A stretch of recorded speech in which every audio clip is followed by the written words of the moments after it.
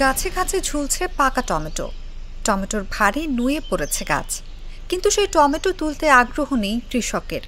ফলে খেতেই নষ্ট হচ্ছে বিপুল পরিমাণ টমেটো। শুধু টমেটোই নয়, অন্য সবজিরও চাহিদানুপাতিক দাম না পাওয়ায় ক্ষেতের মধ্যেই পচন ধরেছে। এমন চিত্র দেখা গেল চট্টগ্রামের সীতাকুণ্ড উপজেলার বিভিন্ন এলাকায়। স্থানীয়রা বলছেন, গরমের কারণে জমিতে পচে যাচ্ছে টমেটো। এছাড়া দরপতনের কারণেও টমেটো তুলতে আগ্রহ হারিয়েছেন তারা।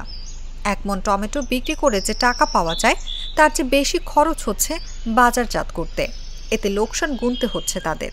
অনেক টমেটো গাছ করছি, এখন করছি যে গ্যাসের বদল বেশি 35-40 টাকা বেচছিলাম, এই বছর 10-12 টাকার বেশি বিক্রি করতে পারতেছি না। এখন আমাদের খরচ পোষাইতেছে না। আমার প্রতি কেজি টমেটো বিক্রি করতে হচ্ছে 8 থেকে 10 টাকা, সর্বোচ্চ 12 টাকা।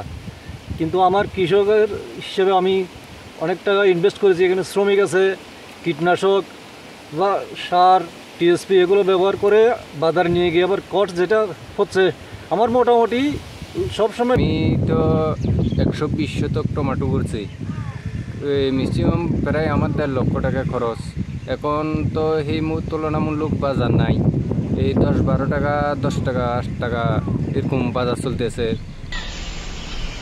কৃষকদের দাবি, সীতাকুণ্ড উপজেলার মধ্যে 12 মাস বিভিন্ন ধরনের সবজি উৎপাদন হয়ে থাকে। উৎপাদিত সবজি সরবরাহ হয় দেশের বিভিন্ন জায়গায়। দেশের সবজির চাহিদা মেটাতে অবদান রাখছেন সীতাকুণ্ডের কৃষকেরা।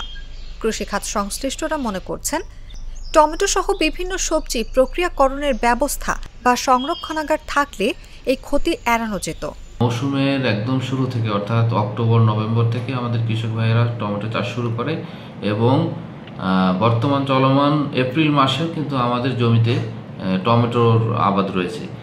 এখন টমেটোর শেষ সময়ে সাধারণত দেখা যায় সারা দেশে যখন টমেটো শেষ হয়, সেই সময়টাতে ফলনটা বেশি হয় এবং সবাই একসাথে যেহেতু তাদের জমিগুলো ক্লোজ করে নিয়ে আসে, শেষ করে, তো সেই কারণে দেখা যায় যে এই সময়টাতে একটু দামটা একটু কমে যায়।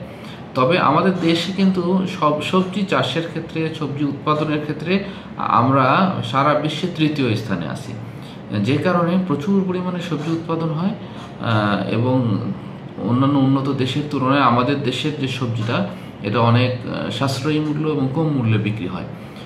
প্রতি বছর সীতাকুণ্ড উপজেলার মধ্যে বারৈয়াঠালা, সৈয়দপুর, মুরাদপুর, পারবকুণ্ড, বাঁশবাড়িয়া, কুমিরা ইউনিয়নের বিভিন্ন এলাকায় বিভিন্ন সবজি চাষ হয়। তার মধ্যে সবচেয়ে বেশি ফলন হয় টমেটোর।